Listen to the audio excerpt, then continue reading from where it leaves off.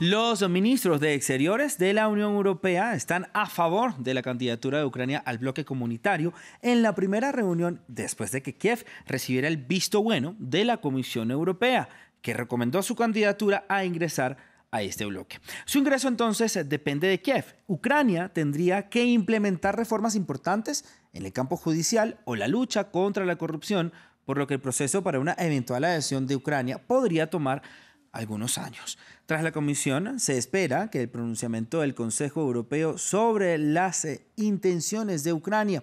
El presidente Zelensky advirtió que espera una intensificación de la ofensiva rusa previa a dicho pronunciamiento. La comisión también recomendó la candidatura de Moldavia, pero dejó por fuera, por ahora, a Georgia, uno de los ciudadanos que ha salido de las calles para pedir su ingreso a la Unión Europea. Vamos a saludar entonces a nuestro segundo invitado del día, Fernando Wilson, doctor en Historia y docente en la Universidad Adolfo Ibáñez en Chile. Gracias por estar con nosotros en Directo América de France 24. Fernando, le pregunto entonces qué tan real es la posibilidad de ingreso de Ucrania a la Unión Europea. A ver, es un hecho político más que práctico en términos de capacidad ucraniana de insertarse en las economías europeas. Eh, las instituciones ucranianas son particularmente débiles en términos de solidez democrática, corrupción, etcétera, y por lo tanto va a ser un viaje largo el que van a tener que desarrollar antes de poder incorporarse en términos prácticos a la Unión Europea.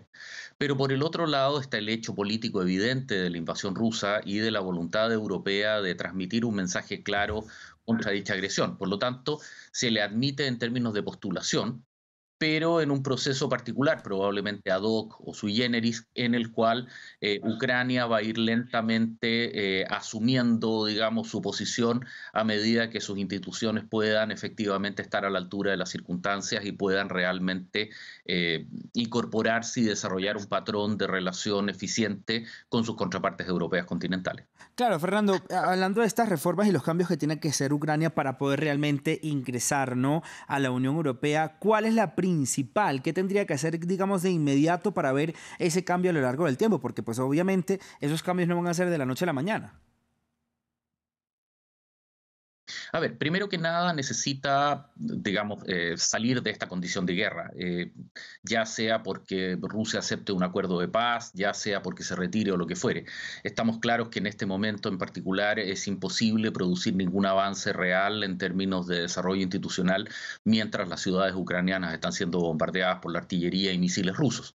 Ahora, hecho aquello, superada esta situación, y ahí viene la gran pregunta si es que Rusia no buscará prolongar este conflicto en la manera de un conflicto de baja intensidad semipermanente, como de hecho ocurrió entre el 2014 y el pasado 23 de febrero en el Donbass. eh, Vendrá todo un proceso de adecuación que obedecerá a la situación práctica en que se encuentre Ucrania en ese momento. Los desplazados, la destrucción de su infraestructura industrial, las limitaciones a sus exportaciones de cereales, el acceso a la energía. Recordemos la captura de por lo menos dos centrales nucleares fundamentales para la generación eléctrica, etcétera. Todo ello va a tener un impacto brutal en términos de la capacidad ucraniana real de poder conducir esta modernización institucional para incorporarse, digamos, como miembro de pleno derecho a la Unión Europea. Claro, y lo que usted habla, digamos, sería una reconstrucción y algo que tomaría, como también lo dicen muchos expertos, de 10 y 20 años. En un futuro cercano, digamos, si la guerra acabaría en un mes o en unas semanas, que pues tampoco es un escenario posible por el momento, a mediano plazo, ¿realmente pudiera realizarse esta adhesión de Ucrania o sería mucho más largo? A ver, es que en términos prácticos, para todos los efectos políticos, la Unión Europea ya está siendo tratada no solamente como miembro de la Unión Europea, sino que también como miembro de la OTAN. Las transferencias de armamento, las entregas de inteligencia, eh, para todos los efectos prácticos ya se los considera como parte. Esta declaración es más bien un hecho político en el cual lo que se busca es de alguna manera manifestar de manera concreta, digamos, a los 100 días de la guerra, la voluntad europea de no abandonar a Ucrania y de mantener el rechazo a la actitud agresiva del régimen de Putin en Moscú.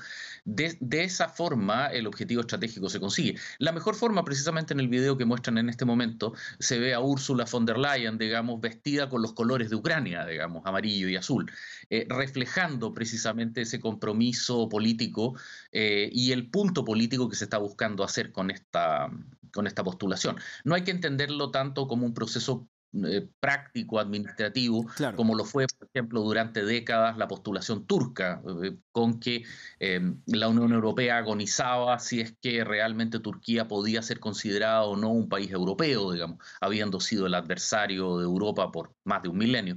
En ese sentido, digamos, el caso ucraniano era establecer el punto político para confirmar el apoyo europeo a la resistencia del régimen Zelensky y de la democracia ucraniana, por imperfecta que ésta sea, frente a la agresión de la autocracia rusa. Hablas de, por supuesto, uno de los protagonistas en todo este conflicto, el que inició, mejor dicho, este conflicto también, de Rusia. ¿Cómo ve el Kremlin y cómo ve el gobierno de Vladimir Putin este pronunciamiento de la Unión Europea y la luz verde, digamos, de, bueno, sí tienes la posibilidad de en algún futuro ingresar a la Unión Europea? ¿Lo vería como una amenaza y también, como usted lo decía, también pudiera ser una estrategia militar de Vladimir Putin extender la guerra lo más que pueda para que este proceso se siga dilatando y dilatando a lo largo del tiempo? A ver, en términos prácticos, el problema real ruso es que su derrota estratégica ya es un hecho. De hecho, esto ya estaba claro a la segunda semana de la guerra. Esta no fue la guerra que Vladimir Putin esperaba poder librar contra Ucrania, que era un conflicto rápido a través de un golpe de mano que decapitara el gobierno ucraniano y luego una ocupación aprovechando el desorden posterior de la propia Ucrania. En una escena así, Putin hoy día, su mejor apuesta, que no es muy buena tampoco, es básicamente prolongar la guerra porque eso le permite dentro del escenario político, dentro de lo que podemos ver del escenario político ruso, que es absolutamente críptico, una escena de con nosotros o contra nosotros, asociando a Putin al deseo de defender la dignidad de Rusia. Es decir, Putin se está envolviendo en la bandera y está planteando un esquema de yo soy Rusia y todo el que se oponga a mí se opone a Rusia. En una situación así, obviamente está en su interés que si no tiene una victoria clara y evidente, bueno, mantener el conflicto abierto porque le permite mantener esa suerte de dualidad maniquea entre los que lo apoyan y los que lo rechazan. Recordemos también, por favor, que Rusia nunca ha sido una democracia liberal representativa, nunca ha tenido estructuras democráticas, ha tenido algunos atisbos electorales, ha tenido algunos atisbos institucionales, pero en términos prácticos su tradición política es netamente autocrática y por lo tanto también no tiene una ciudadanía Sí. empoderada que luche, digamos, por derechos políticos claros y nítidos, digamos, en ese sentido. Fernando, sí, también seguimos hablando de Rusia porque dice que Ucrania está siendo utilizada por la Unión Europea, está siendo, digamos, de alguna forma engañada por la Unión Europea con todo esto del posible ingreso, pues ahora el tiempo lo dirá cuándo ingresaría a la Unión Europea. ¿Qué tan ciertas estas afirmaciones de Rusia? Digamos, refleja de alguna manera la derrota estratégica de Rusia, que agrega este elemento, digamos, de una Europa que no se intimida frente a las amenazas del Kremlin e invita a Ucrania a postular formalmente y que se combina con la postulación de Suecia y Finlandia al ingreso a la OTAN. Es decir, el gran temor ruso, que era precisamente evitar esta suerte de barrera de países de la OTAN y de la Unión Europea en torno a sus fronteras occidentales, se comienza a materializar de manera práctica.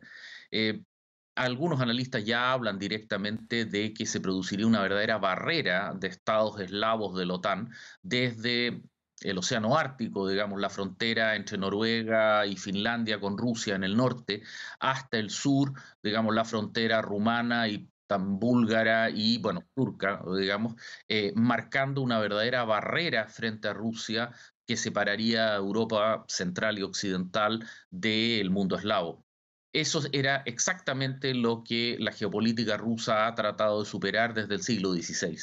Y claramente es una derrota en el largo plazo y en el sentido profundo de lo que planteaba inicialmente Vladimir Putin. Pues, Esto es la demostración concreta de su derrota estratégica.